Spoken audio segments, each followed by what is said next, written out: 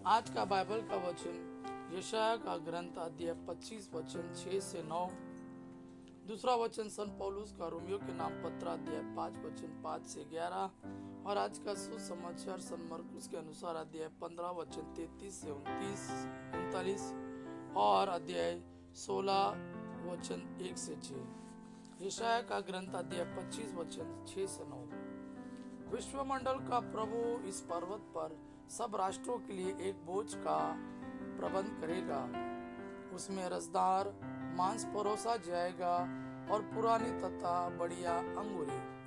वह इस पर्वत पर से सब लोगों तथा सब राष्ट्रों के लिए कफन और शोक के वस्त्र हटा देगा। वह सदा के लिए मृत्यु समाप्त करेगा। प्रभु ईश्वर सबों के मुख से आंसू पोंछ डालेगा। वह समस्त पृथ्वी पर से अपनी प्रजा का कलंक दूर कर देगा।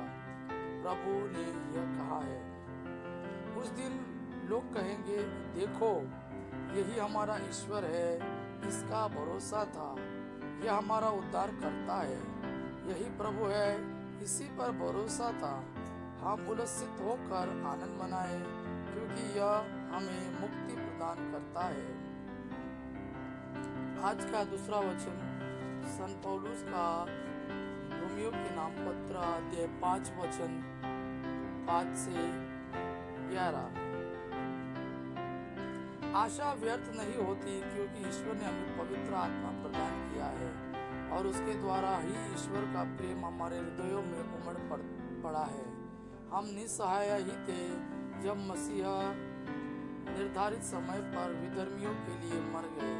धर्मियों मनुष्य के लिए शायद ही कोई अपने प्राण अर्पित करे, फिर भी वो हो सकता है कि भले मनुष्य के लिए कोई मरने को तैयार हो जाए।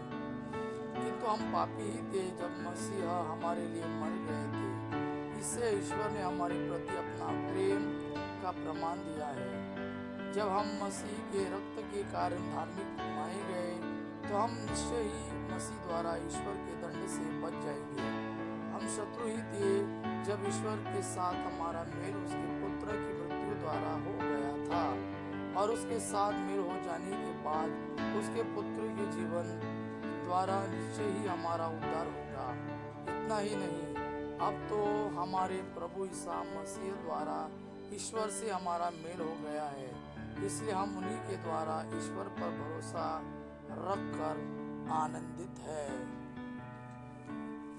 आज का सुसमाचार सन मरकुस के अनुसार अध्याय 15 वचन 33 से 39 और अध्याय 16 वचन 1 से 6।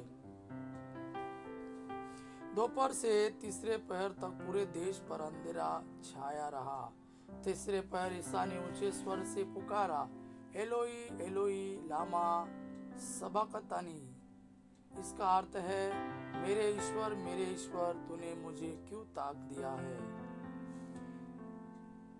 मेरे ईश्वर तूने मुझे क्यों त्याग दिया है। यह सुनकर पास खड़े लोगों में से कुछ ने कहा, देखो, यह एलियस को बुला रहा है।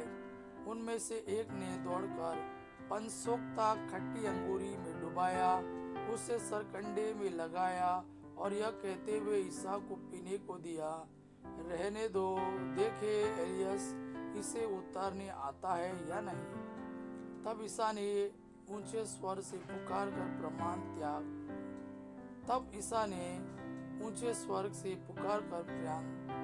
त्याग दिए। मंदिर का पर्दा ऊपर से नीचे तक फटकर 2 टुकड़े हो गए। शरपति ईसा के सामने खड़ा था। वह उन्हें इस प्रकार प्राण त्याग देकर बोल उठा, नीचे ही यह मनुष्य ईश्वर का पुत्र था। शतपति ईसा के सामने खड़ा था। वह उन्हें इस प्रकार प्राण त्यागते देखकर बोल उठा, निश्चय ही यह मनुष्य ईश्वर का पुत्र था। विश्राम दिवस के बाद मरियम मगदलीना, याकूब की माता मरियम और सलोमी ने सुगंधित द्रव्य खरीदा ताकि जाकर ईसा के शरीर का विलेपन करे।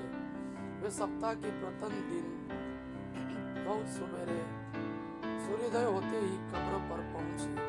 वे आपस में यह कह रही थी, कौन हमारे लिए कब्र के द्वार पर से पत्थर लुढ़का कर हटा देगा।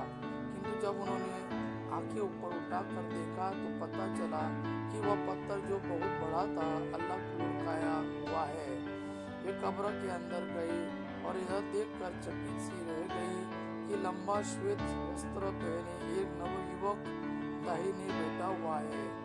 उसने उनसे कहा, डरिए नहीं, आप लोग ईसा नाज़री को ढूंढ रहे हैं जो क्रूस पर चढ़ाए गए थे। वे जी उठे हैं, वे यह नहीं है। देखिए, यही जगह है जहां उन्होंने उनको रखा था। यह प्रभु का वाणी है। प्रभु को धन्यवाद। अबा पिता की महिमा और पुत्र यीशु का प्रेम आप पर सदा सर्वदा बना रहे। आमीन।